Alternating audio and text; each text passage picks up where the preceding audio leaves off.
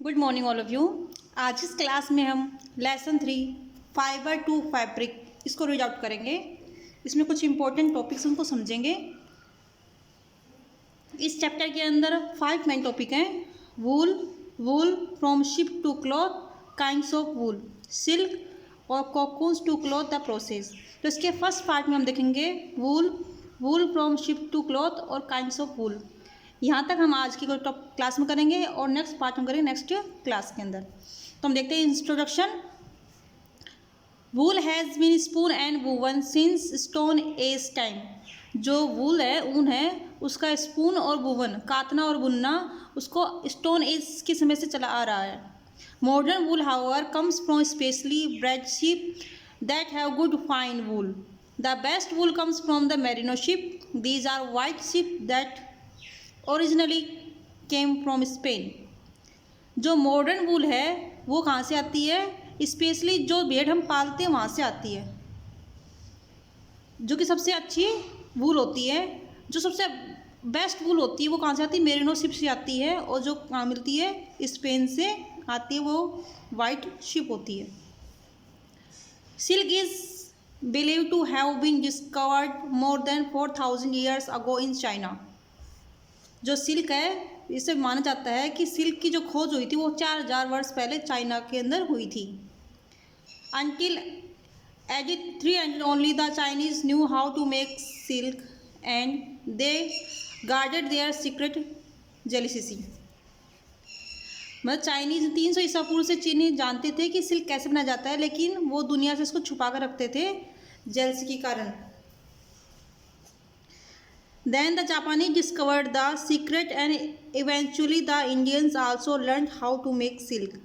फिर जिसके बाद में जापानी ने सिल्क को खोजा और एक इवेंचुअली इंडियन को भी पता चल गया कि सिल्क कैसे बनाया जाता है। In order to know how wool is processed and silk extracted, let's read this chapter। इस चैप्टर के अंदर हम ये दोनों चीज़ देखेंगे कि वूल की प्रोसेस कैसे होती है और सिल्क कैसे बनाया जाता है। तो फर्स्ट हम शुरू करते हैं वूल। Wool. Wool is the fiber that comes mainly from the coat of a sheep. It is a long and thick kind of hair that can easily be turned into yarn. Clothing made from wool is warm and light and is comfortable. Wool has a resilient curl or cream so that it keep its shape. जो wool है वो मुख्य रूप से कहाँ से आता है? शीप के कोट से आता है। जो शीप का कोट होता है, मतलब बालों का जो फर होता है, वहाँ से आता है। यह कैसा होता है? लॉन्ग होता है, थिक होता है। लॉन्ग, लंबे और थिक हेयर का प्रकार होता है, जिसको आसानी से धागे में बदल दिया जाता है। जो क्लॉथिंग कपड़े बनते हैं वूल से, वो कैसे होते हैं? गर्म होते हैं, हल्के होते हैं और कंफर्टेबल होते हैं।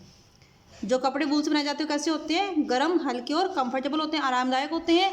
वूल कैसा होता है? रिजिलियंट, मतलब लचीला होता है, मुड़ा हुआ होता है, क्रिम्प होता है, जिसको आसानी से हम शेप में चेंज कर सकते हैं, आसानी से उसकी शेप बनाए रख सकते हैं। फिर नेक्स्ट है सोर्सेज ऑफ वूल। वूल के सोर्स क्या क्या हैं?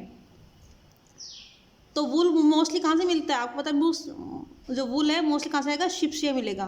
तो most wool come from ship which can live in all temperature parts of the world. जो शिप्स हैं वो सभी संसार के सभी भागों में, सभी प्रकार के टेम्परेचर में रहते हैं। Merino sheep have the finest and largest amount of wool. जो मैरिनो शिप होती है वो सबसे अच्छी और सबसे अधिक मात्रा में वूल देती है। A merino sheep yield up to 13.5 kilogram of wool at once shearing. जो मैरिनो शिप होती है उसके एक शेयरिंग में, मतलब एक अवतार में 13.5 किलो ऊन उतरती है या प्राप्त होती है। Which is enough to make about 7 overcoats, जो कि लगभग 7 ओवरकोट बनाने के लिए प्राप्त होती है। The finest fleece comes from lambs, some wools come from goat and camels. जो सबसे बेहतरीन फ्लीस आती है वो कहाँ से आती है? लैम्प से आती है, भेड़ के जो बच्चे होते हैं वहाँ से आती है। सम वूल्स गोट और कैमल से भी आती है। From goats we get angora और मोहिर एंड कश्मीर वूल। गोट से जो हम प्राप्त करते हैं वो कौन सी है? अंगोरा, मोहिर और कश्मीर वूल भी प्राप्त करते हैं। मतलब हमने देखा वूल शीप के जो फ्लीस है वो से बनती है। इसके मेन सोर्स कौन कौन से हैं? मेन सोर्स हैं मैरिनो शिप होती है, कुछ गोट से और कैमल से प्राप्त होती है। अब हम देखते हैं वूल फ्रॉम शिप टू क्लॉथ। वूल किस प्रकार से शिप से क्लॉथ तक बनती है, तो इसके कुछ स्टेप्स है उसको हम यहाँ पर रीड आउट करेंगे। Wools come from the fleece of the specially bred ship. जो वूल्स है वो स्पेशली विशेष रूप से जो भेड़ पालते हैं वहाँ से आती है। द वोल प्रोसेस, इस सारी प्रोसेस के अंदर starting from the shearing of the coat of a sheep to weaving it into garments has the following steps. ये जो पूरी प्रोसेस होती है ना, जहाँ से शिप के कोट को उतारा जाता है वहाँ से लेकर इसको बुनना, गारमेंट्स बनना, ये सब इस स्टेप के अंदर आते हैं। तो फर्स्ट स्टेप है शेयरिंग। शेयरिंग मतलब उसके बालों को काटना। A sheep is usually sheared off its coat once a year. एक जो शिप होती है सामान्यतः उसका जो कोट होता है उसको साल में एक बार उतारा जाता है।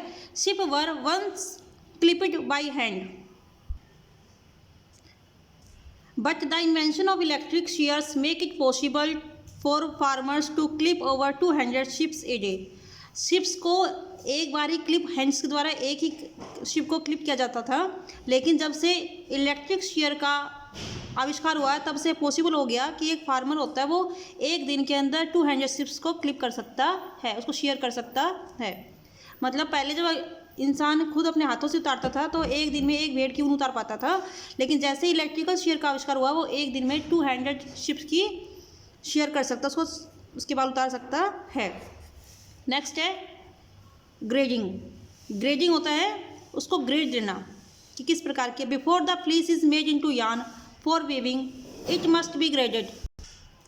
जो फ्लीस होता है उससे यार्न बनाने के लिए, धागे बनाने के लिए वीविंग करते हैं उसकी, तो इससे पहले उसको ग्रेड देना जरूरी होता है, उसको ग्रेड करना जरूरी होता है। बायर्स जो खरीदने वाले होते हैं लुक एट द कलर, उसका कलर देखते हैं, लेंथ देखते हैं, फिर फाइननेस देख सकते हैं उसका कितनी बारीक है वो, and strength of the fibres, और फाइबर की स्ट्रेंथ कितना है, किस प्रकार के वो, ठीक है। तो जो वेस्ट वूल होती है वो कैसी होती है, फाइन होती है, स्ट्रॉन्ग होती है और लॉन्ग फाइबर्स होती है, and is pure white in colour. जो सबसे बेस्ट वूल होती है कैसी होती है, फाइन, बारीक, स्ट्रॉन्ग, मजबूत और लॉन्ग फाइबर, लंबे फाइबर्स होते हैं, और वो कलर में कैसी होती है, वाइट होती है। नेक्स्ट है वॉशिंग। वॉशिंग मतलब धोना। Washing the fleece then goes to a mill for processing. Each fleece is first torn apart and piles of wool of various grades are made। जो फ्लीस होती है वो मिल में जाने से पहले उसकी प्रोसेस होती है, जिसमें प्रत्येक फ्लीस को क्या करते हैं, सबसे पहले टर्न अपार्ट, उसको फाड़ कर अलग करते हैं, एंड उसके ऊन के जो ढेर होते हैं अनेक प्रकार के उसको ग्रेड्स देते हैं, या फिर ऊन के ढेर अलग अलग बनाते हैं। Each pile of wool is then washed and clean thoroughly to remove grease and dirt from it. Each piles of wool, जो प्रत्येक वूल का जो ढेर है ना उसको धोया जाता है और साफ किया जाता है ताकि उससे ग्रीस, चिकनाहट और धूल को दूर कर सके। आफ्टर वॉशिंग, धोने के बाद, the wool is squeezed between rollers to remove excess water. उसके बाद में जो वूल होती है उसको स्क्वीज करने छोड़ा जाता है रोलर्स के बीच में ताकि इसमें एक्सेस वाटर निकाला जा सके। तो हम इसमें देख चुके हैं शेयरिंग, गार्डिंग और वॉशिंग। अब हम देखते हैं इसका next fourth point, dyeing. Next, the wool is dyed in different colours at this time. The wools may be suitably oiled to restore its resilience। उसके बाद में जो ऊन होती है उसको अनेक कलर में डाई किया जाता है। इस समय जो वूल होती है वो सबसे सूटेबल, सबसे आसान तरीके से ऑयल किया जाता है ताकि वो लंबे समय तक सुरक्षित रह सके। फिर नेक्स्ट कार्डिंग। कार्डिंग मतलब कंघी करना। It is then combed in a carding machine into parallel rows of fibres. जैसे यहाँ पे डायग्राम में आपको दिखाई दे रही है, carding, it is then combed in a carding machine into parallel rows of fibers which are called silver। The carding machine has wire toothed roller to separate the wool into loose ropes of silvers। जो carding machine होती है, जो कि आपको diagram दिखाई दे रही है इस प्रकार से, इसमें क्या होता है, जो वूल होती है ना उसको पैरेलल रो के अंदर अलग अलग प्रकार से इसके सिल्वर्स बनाए जाते हैं, जिसके रो बन जाते हैं उसको बोलते हैं सिल्वर्स। इसके बाद में जो कॉम जो उसको कंघी करते हैं कार्डिंग मशीन के अंदर, इसमें पैरेलल रो बनती है फाइबर्स की जिसको बोलते हैं हम सिल्वर्स। जो रो बन रही है इसको क्या बोलेंगे, सिल्वर्स। उसके बाद कार्डिंग मशीन को जो वायर और टूथ होते हैं ना इसके, उसको वूल को सिंपल रो में लूज करने के लिए किया जाता है और इन रोज को बोलेंगे हम सिल्वर। नेक्स्ट है roving. A number of sliver are rolled into the thin rope. A number of sliver, जो अनेक प्रकार के सिल्वर बने थे ना उसको क्या कहते हैं, रोल किया जाता है इनटू ए थिन रोप, एक मोटी रस्सी के अंदर। जैसे कि डायग्राम में हमको दिखा रखी है, ये बहुत सारे सिल्वर हैं और इसको आपस में रोल किया जा के एक मोटी रस्सी बना रहे हैं। इसको बोल रहे हैं रोविंग। क्या बोलते हैं इसको, roving. Which will be use to spin rayon, जिसको हमें धागे बनाने के लिए काम में लेते हैं। फिर नेक्स्ट है weaving. Weaving, now the fibres are twisted together to make yarn which is woven into garments. उसके बाद जो फाइबर्स होते हैं उसको ट्विस्ट करके आपस में धागा बनाया जाता है और इसको बुन करके कपड़े बनाए जाते हैं। रग्स, गलीचे बनाए जाते हैं एंड ब्लैंकेट्स, कंबल बनाई जाती हैं। If the combing is very serve the strong frame cloth called roast result. जो ये कम्बिंग होती है वो कैसी होती है, बिल्कुल हार्ड हो जाती है, तो इसके स्ट्रॉन्ग फिल्म होने से क्या बनेगा, जो कपड़ा बनेगा वो कैसा होगा, वेस्ट होगा। If the combing is light A soft fuzzy yarn is made. अगर कॉम्बिंग कैसी की हल्की होगी तो कैसा बनेगा, मुलायम और आरामदायक, मतलब स्पंजी यार्न बनेगा, जिससे कि कपड़े सॉफ्ट और अच्छे बनेंगे। नेक्स्ट है काइंड्स ऑफ वूल, ऊन के प्रकार। Manufacturers produce 3 kinds of wool depending on its origin. जो मैन्युफैक्चर है ना उसके आधार पर किस प्रकार का प्रोड्यूस हो रहा है उसके आधार पर काइंड 3 प्रकार की ऊन, उसके ओरिजिन के आधार पर 3 प्रकार की ऊन बनाई जाती है कि कहाँ से वो मिली है। फर्स्ट है virgin wool, is wool that has never been used before. Virgin wool वो होती है जिस वूल को हम पहले कभी काम में नहीं लिया गया है। सेकंड है रीप्रोसेस्ड वूल, रीप्रोसेस्ड वूल।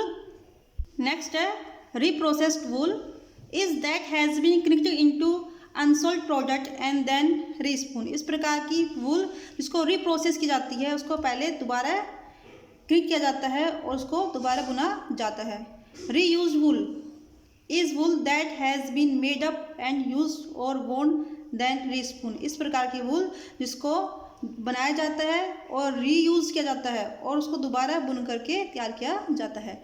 इस प्रकार की जो वूल होती है 3 प्रकार की होती है। एक तो वर्जिन वूल जिसको पहले कभी यूज़ नहीं किया जाता है, फिर रीप्रोसेस्ड वूल जिसको दोबारा कनेक्ट कर कर अनसोल्ड प्रोडक्ट के अंदर उसको दोबारा रीस्पून करते हैं, और रीयूज्ड वूल जिसको दोबारा हम यूज करके बनाते हैं और दोबारा यूज़ करते हैं, उसको वॉन करते हैं, पहनते हैं, उसको दोबारा रीस्पून किया जाता है। जैसे हमने कोई वूल के कपड़े पहन लिए, पहनने के बाद में उसको दोबारा क्या किया, खोल करके दोबारा दूसरा कपड़ा बना लिया, उसको बोलते हैं रीयूज्ड वूल।